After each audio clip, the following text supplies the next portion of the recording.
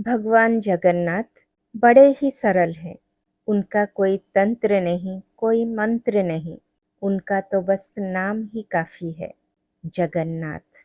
अगर आप नाम नहीं जाप कर सकते तो बस ध्यान ही काफ़ी है।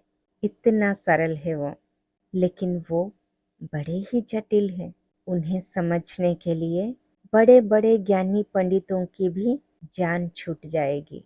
इसीलिए वो सरल ही बने रहे, ताकि सहजता से हम सब उनको पा सके। वो तो आपके लिए सरल बन गए, लेकिन उनसे जुड़े रहस्य आज भी रहस्यमय है। आज हम उनके 22 सीढ़ियों का रहस्य जानेंगे। हम जब सिंह द्वार से प्रवेश करते हैं तो मंदिर जाने से पहले हमें 22 सीढ़ियां पार करना होता है। अच्छा, पहले जानते हैं हम सिंह द्वार से ही प्रवेश क्यों करते हैं। वो इसलिए कि सिंह हमें खा सके। हाँ हाँ, बिल्कुल सही सुने। हमें यानी सब लोगों को।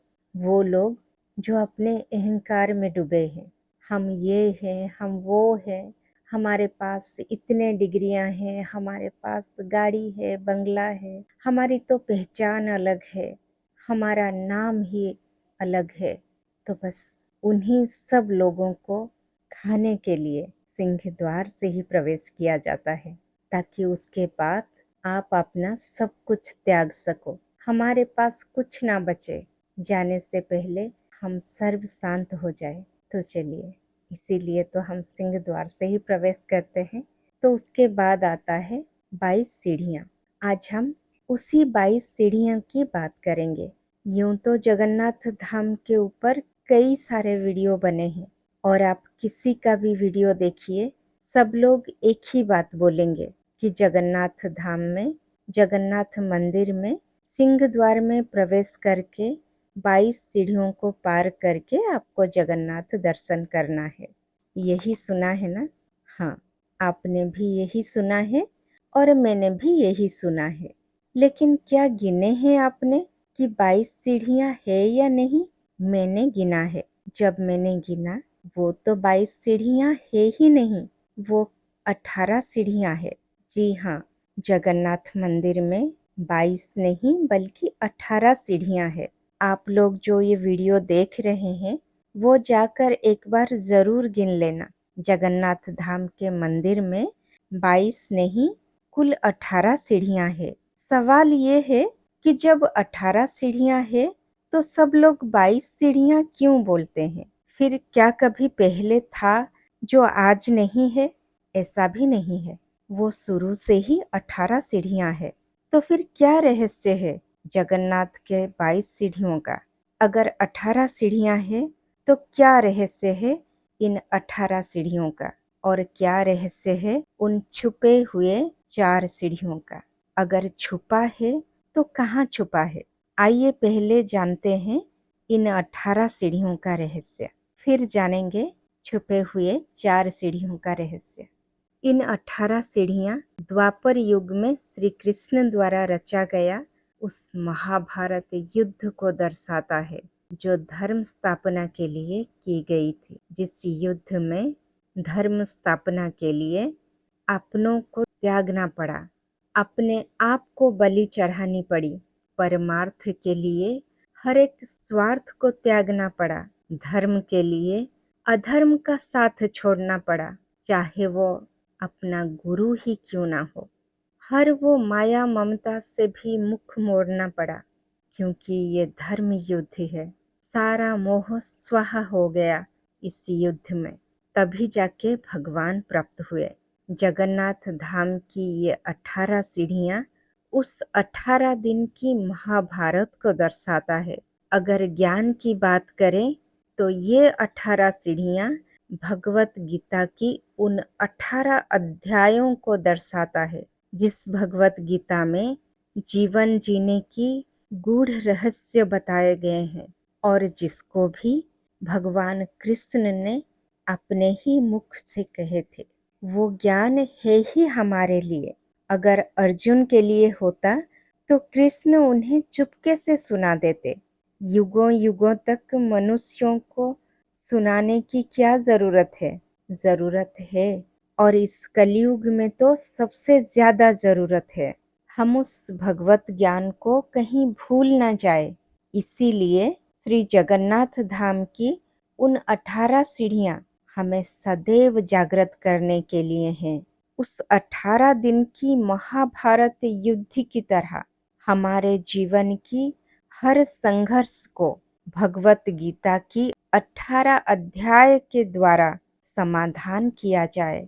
यही है रहस्य श्री जगन्नाथ मंदिर के 18 सीढ़ियों का। फिर जाके आपको भगवान की प्राप्ति होगी, भगवान जगन्नाथ की प्राप्ति होगी। और वैसे भी ये 18 नंबर भगवान श्री राम को भी समर्पित है। कैसे? 18 माने 8 और 1 नंबर 9। नंबर 9 यानी नवमी के दिन भगवान श्री राम का जन्म हुआ था, इसीलिए राम नवमी बोलते हैं, जो मर्यादा पुरुषोत्तम है। ये 18 सीढ़ियां उस मर्यादा को भी सिखाती है जो पुरुषोत्तम राम सिखा के गए हैं। इसीलिए भगवान जगन्नाथ धाम का दूसरा नाम पुरुषोत्तम क्षेत्र है। क्या आप जानते थे? मुझे लगता है आप समझ गए होंगे इन 18 सीढ़ियों का रहस्य। बाकी बचे 4 सीढ़ियां, वो तो यहाँ है ही नहीं। वो 4 सीढ़ियां इन 18 सीढ़ियों से परे हैं। वो 4 सीढ़ियों का इन 18 सीढ़ियों से कोई लेना देना नहीं है। वो 4 सीढ़ियां ये नहीं देखते आपने ये संघर्षों की 18 सीढ़ियां पार किए या नहीं। वो 4 सीढ़ियां इन 18 सीढ़ियों की संघर्ष पर कोई सवाल नहीं करेंगे। वो तो सवाल आपसे ही करेंगे। जी हाँ, ये 4 सीढ़ियां आपके लिए 4 सवाल खड़े करेंगे। उस 4 सवाल को पार करके ही आपको जगन्नाथ के पास जाना है। तो आइए जानते हैं क्या है वो 4 सवाल। ये 4 सवाल है धर्म, अर्थ, काम, मोक्ष। उन छुपे हुए 4 सीढ़ियों के लिए आपका जगन्नाथ के पास जाना है। लेकिन किस लिए जाना है? आपको धर्म के लिए जाना है, या अर्थ के लिए जाना है, या किसी कामना के लिए जाना है, या फिर मोक्ष प्राप्ति के लिए, या फिर ये चारों के चारों ही चाहिए आपको? फिर तो आपको जगन्नाथ नहीं मिलेंगे।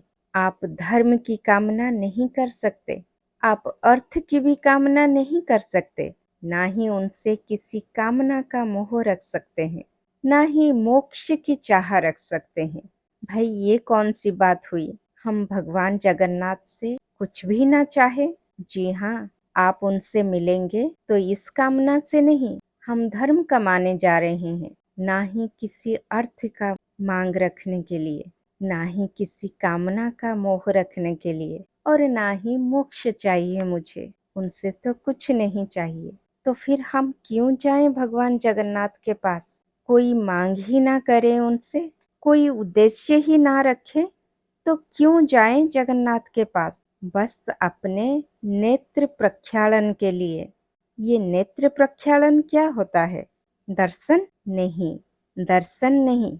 दर्शन तो किसी को देखने मात्र से ही हो जाता है, लेकिन नेत्र प्रक्षालन, जैसे गर्मी में 40-50 डिग्री के तापमान में घूम घूम के आप बेहाल हो गए हो, जैसे शरीर में जरा सी जान ना बची हो, शरीर का बल भी साथ छोड़ दे कि 2 कदम भी आप चल ना पाओ, गला सूख कर बस हवा निकले, कड़ी धूप से शरीर तप रहा हो, आंखें जल रहे हो, ऐसी हालत हो कि आंखें ना खोल सको ना बंद कर सको।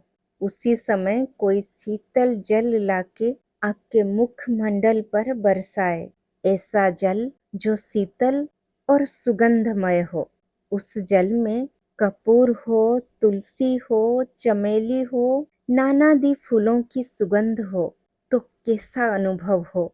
ठीक वैसा ही अनुभव जैसा भगवान जगन्नाथ को देखकर नेत्रों को अनुभव होता है, उसी अनुभव को ही नेत्र प्रक्षालन कहते हैं। क्या आपने कभी भगवान जगन्नाथ के पास अपने नेत्रों को प्रक्षालन किया है? जय जगन्नाथ, जय जगन्नाथ।